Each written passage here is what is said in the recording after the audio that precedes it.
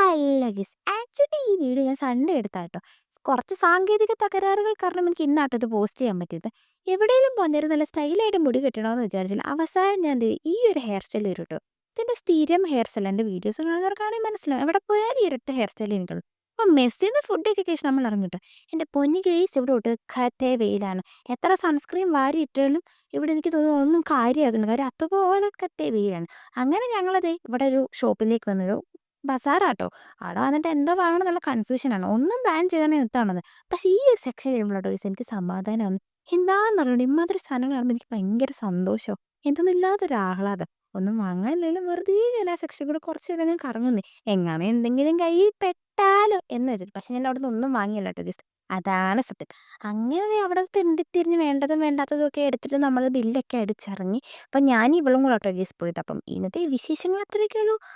Bye bye.